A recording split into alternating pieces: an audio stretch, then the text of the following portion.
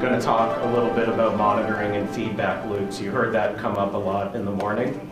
My name's Jonah Kowall. I'm a VP at AppDynamics.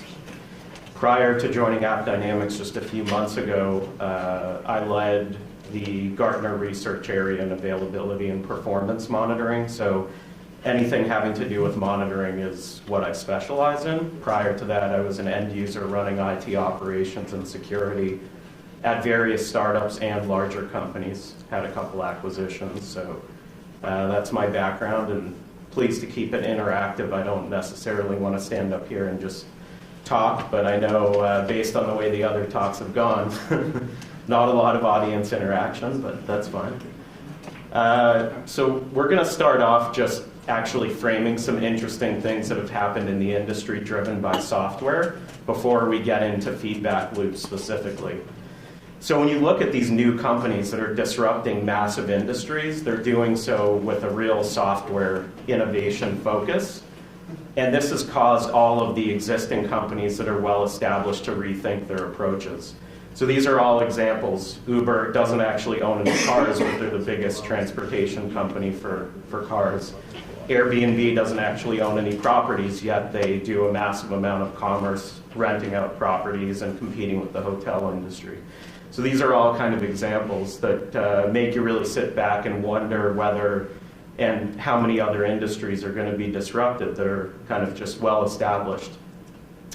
Now, what started to happen is people in IT operations, we used to focus here much more, and we tried to keep these things up and running the back office systems.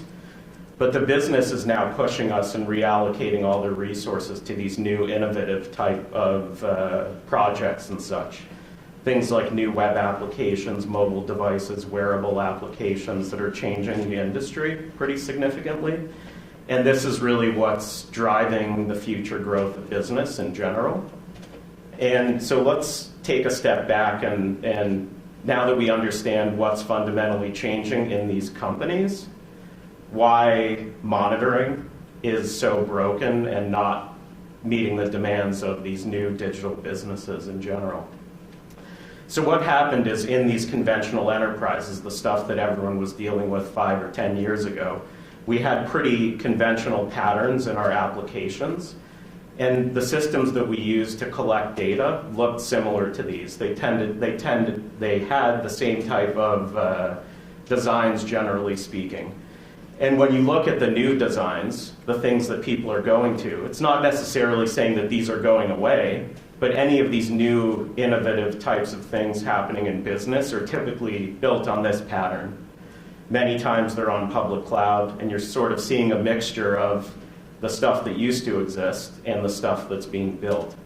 And so this creates a lot of challenges for people in operations because you have to be comfortable with this. We just heard a talk on Oracle, and yet you have to also realize that this is where the growth is happening. Like SoundCloud's architecture looks much more like this than like this. So this is creating major problems because you have to balance both of these types of patterns. And increasingly, you have to start looking at lots of different languages starting to come into your environments. And when I was talking to Victor, he was saying they have every language and framework and technology under the sun, and they don't require their developers to stick to just 1 or 2 application types in general. You'll still have a core, so a lot of the stuff is still in Java, but on top of it, you're running Scala and other kinds of frameworks and technologies, JRuby to run Ruby on top of Java. Those are all examples of that. And now that .NET is open sourced, who knows what's going to happen with that? It could turn into a much more, let's say, open and interoperable set of technologies. So this causes a lot of complications for both developers and operations because you have to feel comfortable working in all these languages. Different JVMs, different technologies that are all being kind of mashed together to create these applications. So let's kind of talk about feedback loops. So briefly this morning, we saw the 3 ways of DevOps, and we didn't really dig into it so much, but feedback loops are a critical element of DevOps. So looking at a really basic feedback loop before we actually get into DevOps, The idea is that I have an idea or something that I want to change or correct. I'm going to measure it, analyze the measurements, make another change, and basically iterate through this cycle. If you try to make a change, and a lot of times when I was at Gartner and I spoke to thousands of users of monitoring tools, they would say, oh, we're moving our data center, and then we're going to change our monitoring tools after that. The issue is if you don't measure properly before you make changes, you can't actually understand whether your changes had a positive or a negative impact, and you're going to be asked to explain whether you had a positive or negative impact and how it looks. So it's always important to measure before you actually start making any changes. So the loop actually really starts at measure and then iterates through here. So a good example of a feedback loop is in the bathroom. There are actually restrooms where you can actually give feedback as to how good your bathroom experience was. So this is an example of a feedback loop. If they decide to clean the bathroom more often or change some type of, let's say the soap, or put lotion in there, or however to make it nicer, they can measure and get feedback from users. So direct feedback is one mechanism, but you can also measure user experience, and mixing those two feedback mechanisms together is what really provides you the best understanding of the level of service that you're providing and also whether your changes are effective. So when we start to talk about DevOps, then we obviously have a few different elements entered into the feedback loop here. Typically, you will think of an idea, or someone will think of an idea, an incremental change. You'll develop that incremental change, test it, deploy it, monitor it, which is essentially collecting data, and then you'll analyze that data. So this is the kind of the typical loop that you see out there. Obviously, as much of this as you can automate. Unfortunately, the analysis tends to be way less automated than the rest of the pieces in this feedback loop. But with technologies like machine learning, the analysis will get better and better, and we'll be able to actually embed algorithms into the feedback loop to understand the effectiveness of the things that we've developed and deployed into our environments. So I think we're still a few years off from that becoming a reality, but that's generally the direction that a lot of monitoring is going, now that the data collection is becoming significantly more advanced than it was just a few years ago. And we'll talk about that a little bit as well. So a lot of people kind of have a religious war when it comes to data collection and monitoring. They either think that pushing data or pulling data, meaning collecting data, is the right way to do something. And the answer is that you always need to use both, and that they both scale. So the idea of checking a service, or the idea of getting data from something that's running and collecting information, these are both standard ways of monitoring. And people that say you can only push because it scales, or you can only get because then you can control, don't really understand the different reasons why you want push or pull in general. Both of them have different scalability issues, and they have kind of pros and cons, but it's best to use a combination of both systems to gather data from whatever you're monitoring, whether it be applications or infrastructure or services as well. So some of the ideas in terms of requesting and collecting data, you can either request data based on a standard protocol. These are examples of some of the common monitoring protocols when people check services. Or you can use an API that's exposed, whether it be something that's more abstracted like SNMP, WMI, or other types of protocols, or a web service running over HTTP. The other way to observe what's happening in a system, and this is more of a push, is either to leverage network to kind of get data coming from the network, whether it be packets or flow data, or you can actually instrument the application. This is like what APM products do, like App Dynamics. We actually go in and figure out what's happening in the application and send data. They typically require a lightweight agent, or you can do it from the device itself if there's a network capture element to it. Most of the APM tools tend to use agent versus network data today, but I think in the next year you'll probably see many more APM products having both options. And then the network data itself can also be gathered from a central location without having anything on your infrastructure. The reason why people tend to move away from the network area is because as we start to adopt more levels of abstraction, whether it's virtualization, public cloud, or things like containers, this technology becomes very difficult, if not impossible, to use and scale. So you're typically seeing more software-based approaches to monitoring in terms of the observation piece. So a couple of the different ways that this can be done, and both are effective. If you have a good development team and your team is aligned in terms of how they log data, how they write data, you can write your own code instrumentation and send that either to log files or to metric stores. And I'll give some examples of some of the open source technologies in that area. And if you're dealing with packaged applications or you have very complex applications run by teams that maybe don't talk to each other as well specifically, APM tools can give you all the instrumentation and visibility. This is a screenshot from AppDynamics, but there are other products as well. The thing that you get here that makes it easier is being able to trace and stitch transactions from the user device all the way through the infrastructure components. So as people start to decompose their services into microservices, which is something I actually expected other people to talk about more during the day here, but the reason why, I guess a little like side note on that, the reason why people are so interested in Docker and how you move that to production is because you typically have big monolithic applications that developers are slowly deconstructing into smaller services. So what that means is a typical page request, like Victor showed that with his Chrome browser debug and his doc. The typical single request is now fanning out into dozens, if not hundreds of requests that are happening on the back end.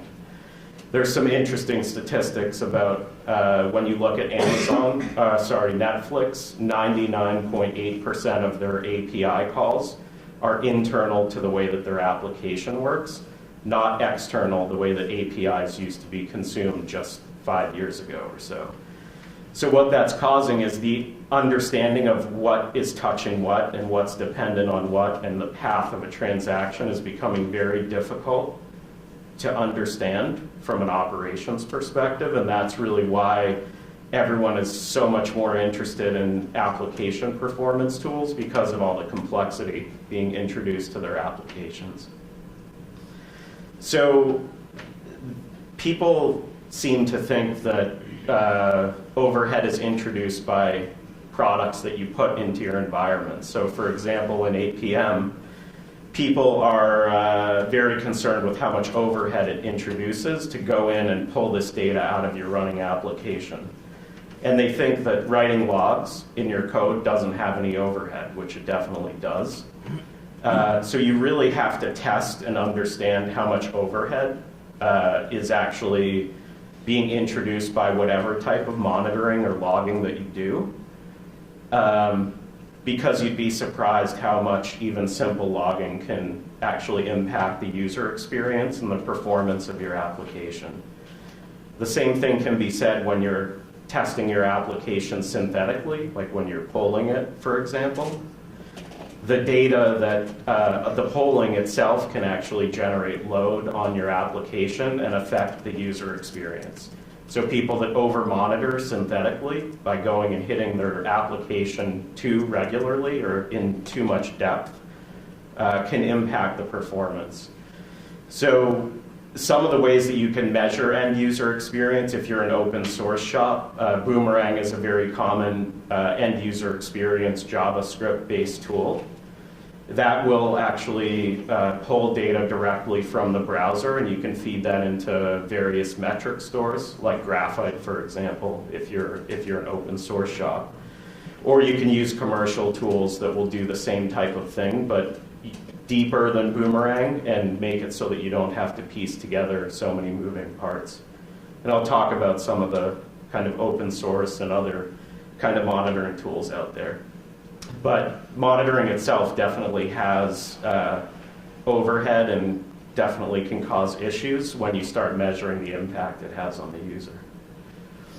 So when you're monitoring your end user, you have to, the focus has to be on monitoring the end user. Typically, most people that go out there and look for APM are specifically looking to get a better understanding of their users. And that user experience and whether they're satisfied or not and how they're using your application are typically the first things that people get when they implement end user experience monitoring. And understanding those users is the first step of actually starting to understand how your application path and flow is actually put together. So when you're collecting all this data, whether it be from the user or the different components in the application, you have a major issue of data overload in general. And the question is, how do you alert? So how do you determine when something is unhealthy? The challenge is you can either do things with anomaly detection, you can try to use a threshold, which is the most common thing that people use, but most people find that they're overwhelmed by alerts in general. And most of the technology out there isn't where it needs to be in terms of understanding normality or when things are behaving poorly. So with machine learning, there are better kind of technologies starting to come into place, new algorithms, and kind of that really basic depiction of how machine learning works in the corner over there. But by and large today, when you see the word analytics, it mostly means reporting and doesn't really mean the computer doing the human's work, which is what analytics is supposed to mean. And I think that we'll get there in the next couple of years where analytics will slowly start to change from user-driven querying of data from the computer actually telling you the insights that it's finding in the data. But we're still a little ways off. I think you'll start to see some of that in the next year or two, I would say. We clearly have enough data. It's just about making sense of the data. And right now, unfortunately, everyone has a million dashboards with tons of data, and they try to figure out how to make sense of all that data. Those are definitely some of the challenges that probably get worse with open source tools because you actually need so many different monitoring tools to cover all your bases. So the reason why you shouldn't actually store rates of data, and you'll find a lot of monitoring tools will summarize data too much and essentially make it so that you can't understand the meaning. So this is a picture that is stored without compression or without actually normalizing the data. On the right, when you start compressing it, you start losing the features of the actual data that you collect, and there's no way to get that back. So if you decide that you need to analyze a metric that you've summarized, once you've summarized that data, you can't get it back to the fidelity that you need to do the analysis. So it's important to store the raw data and not to store averages or rates in general. And this is kind of the illustration of why you don't do that with a photograph, for example. So this information overload was definitely touched on earlier. This is kind of the typical knock even, and this is all like open source based stuff. There's too much data, too many screens, too many dashboards. People don't know what they mean. Inundated with email alerts or other kinds of tickets. The typical advice is to focus on early warning indicators by changes in end user experience, because if I know my application delivery is having issues, then there's somewhere behind the user that's the cause of the issue. So if you use end user experience as an early warning indicator, that can avoid you getting alerts based on the entire path of the monitoring, which is typically what happens today. When you look at open source, you tend to need several tools. These are examples of kind of common stacks. So you'll see a Nagios or a Zabbix. if you're on open source. You'll see a statsd, collectd, you'll see an elk stack for doing log analysis. These are kind of common patterns. Graphite will be the backend for statsd and collectd. And so you end up having all these tools collecting data, visualizing it. They don't know about each other. So when you have an alert coming from one of these tools, the other tool has no idea where that data is coming from. This is why monitoring is not very good, why monitoring actually sucks. And the reason why, sorry, a little digression, the reason why I came to AppDynamics is because we're actually trying to solve this problem, which is the fact that the tools all don't have context between each other. So our idea of the way that we want to do monitoring is application and user-centric, and then the infrastructure related down to the user and the application. If we can accomplish that, which is probably 1 to 2 years off, because right now we're focused much more on the application layer, I think we can solve a lot of these issues that end up happening when you have a million screens and dashboards and data that doesn't relate to each other. So the fact that these different feedbacks or chains are related to each other, especially as you start to implement DevOps, definitely requires a tighter linkage between monitoring and the other components. The common pattern that you still see is that monitoring comes after the fact. So when code is handed off or moved into production environments, then monitoring is implemented versus it being implemented earlier in the development cycle or even in the testing phase. I think we're still a ways off from that becoming the norm, even though we know that it needs to happen. I think in many ways the monitoring isn't introduced early enough in the process, and I'm not really sure the best way to solve that problem because it tends to be like a cultural issue in most cases. That's what I find. Having the developer responsible for writing some of the monitoring, or at least the specs for monitoring, can help with that implementation, but it's still definitely a challenge because the development team typically doesn't understand infrastructure, and the infrastructure-focused teams don't typically understand the software all that well. So it's still definitely an issue, and building smaller teams that work together can help bridge it, but it's still definitely a problem. So if you decide to do it yourself, and this, for example, is kind of a typical Graphite Stack, you can think of these as the inputs, this is the database, and these as visualizations. People tend to like different visualizers for their monitoring data. The issue is that you have to integrate all of this together, and it can become a challenge. And this is just on kind of the application layer. Then you still need to introduce infrastructure monitoring and network monitoring. So it's still a challenge for sure. But if you want a highly customized solution that you can develop on your own and can log essentially any type of metric you want, this is one way to go about doing that.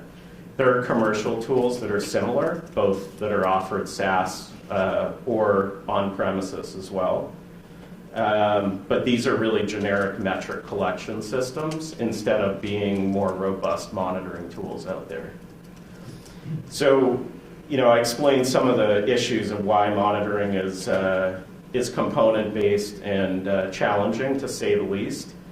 The other piece that now you're starting to see some of the more innovative people in monitoring start to look at, Adrian Cockcroft, one of the original guys from Netflix that ran infrastructure, he actually just started to build some open source tools around topology. And the understanding of topology is becoming more important in open source than it has been. At AppDynamics, topology has always been our key. The first thing that you see when you implement our product is you see an actual physical flow diagram of the topology of the application. So the fact that in open source there's no topology causes a big problem because you can't understand how things relate to each other in an application that's constantly changing. So topology is definitely key, and transactional visibility is key. Can I look at that single transaction from the user, look at the paths of the transactions so that I can understand where the issues are occurring in my environment. And then once you start getting into the end user experience that I touched on, understanding the browser performance, network latency, DNS performance, that kind of thing. And then you just have too many events that come into the system. So, I mean, these are kind of the reason why open source has fallen behind, but free works, so people will implement it even if it doesn't give you the benefits that you need. So people always ask, what should I monitor? Should I monitor metrics from my systems themselves? These are some examples. Should I monitor capacity, utilization, throughput?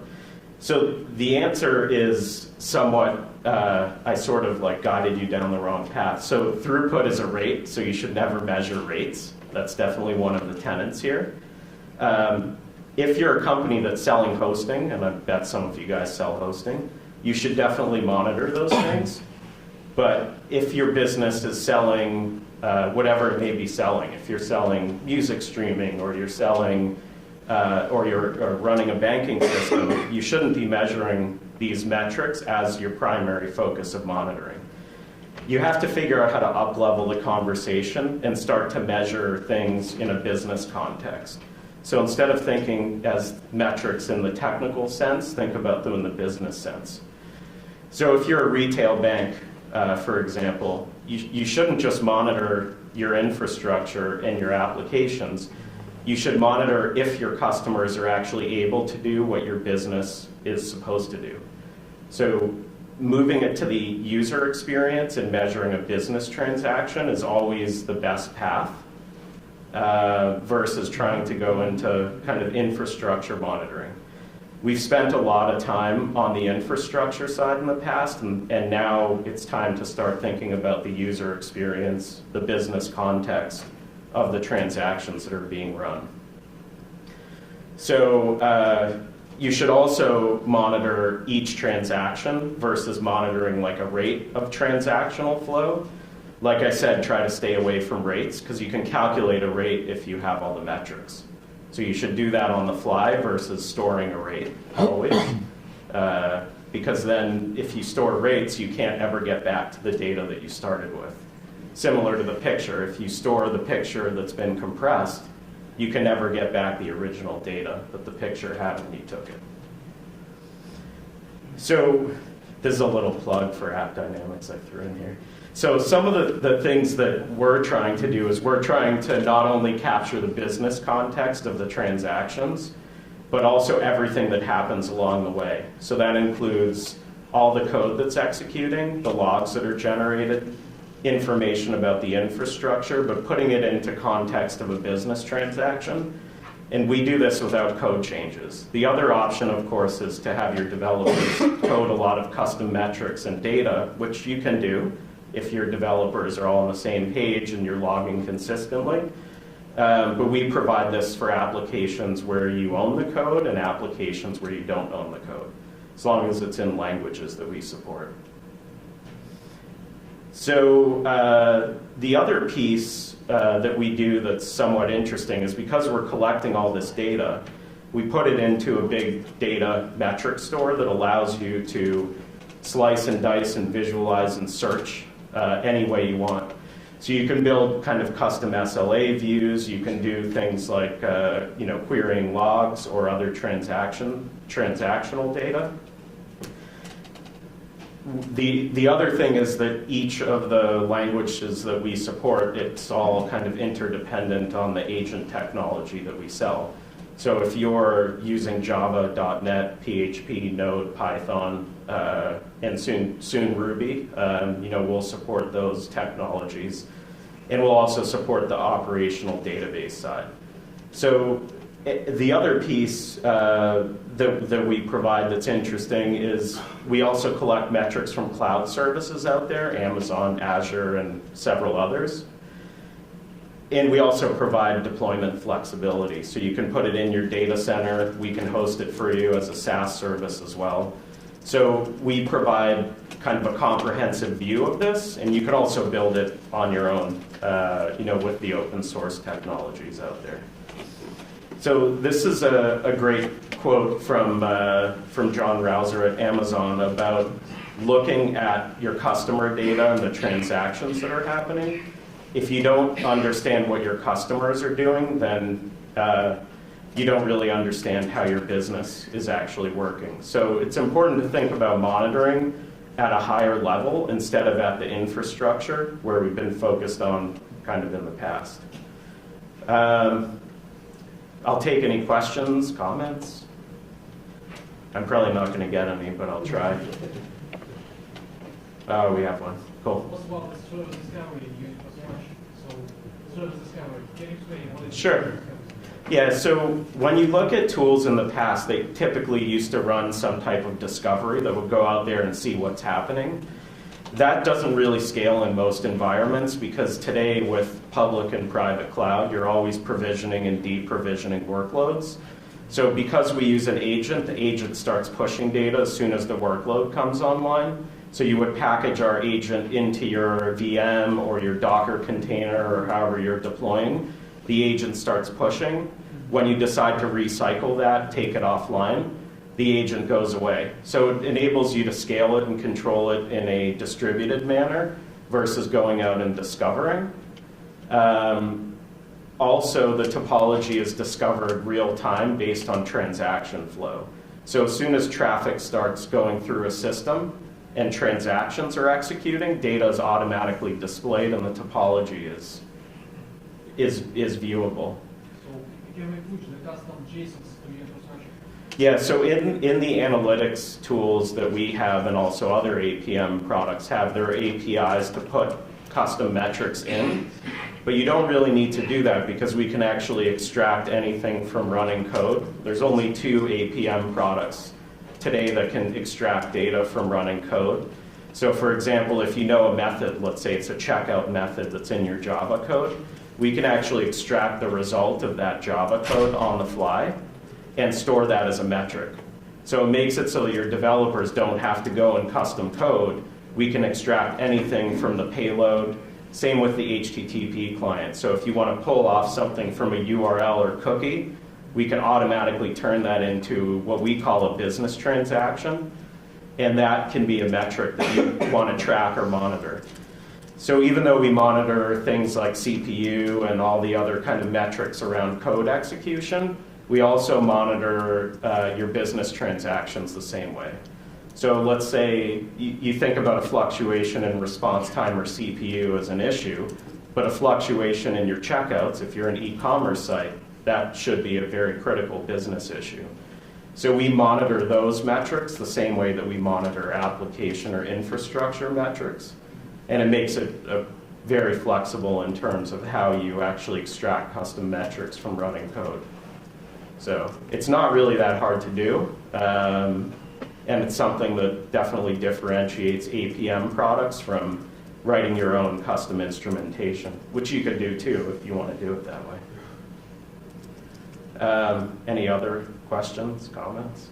Sure. What's the other mandatory software that can do?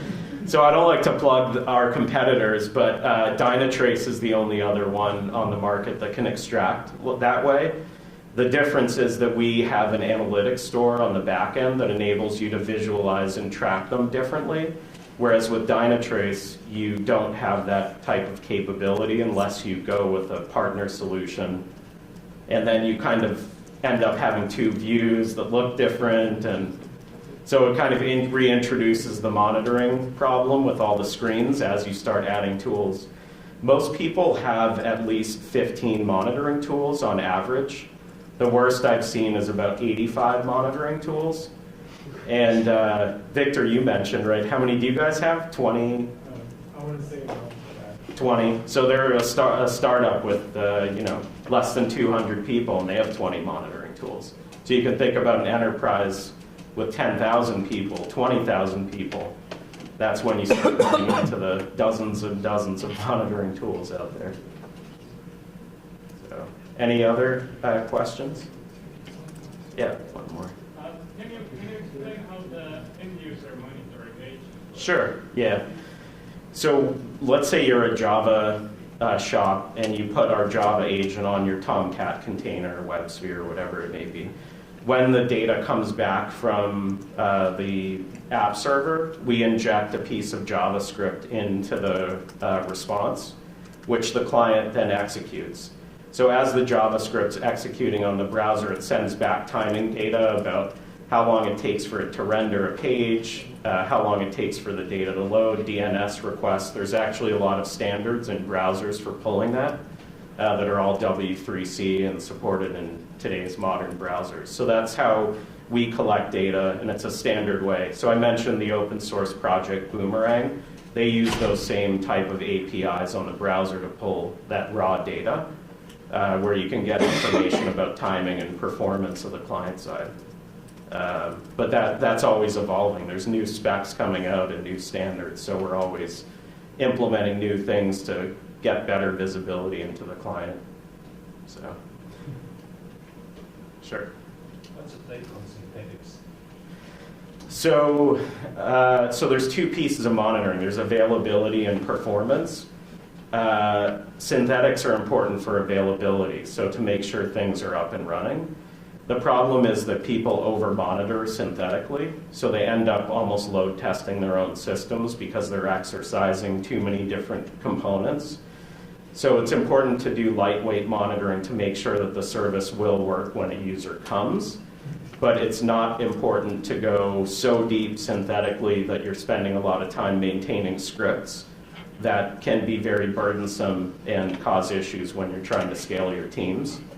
To give you an example, when I ran enterprise monitoring and management at Thomson Reuters globally, we had about 7,000 synthetic tests, which were custom scripted, and I had a team of 9 people just to maintain and manage those.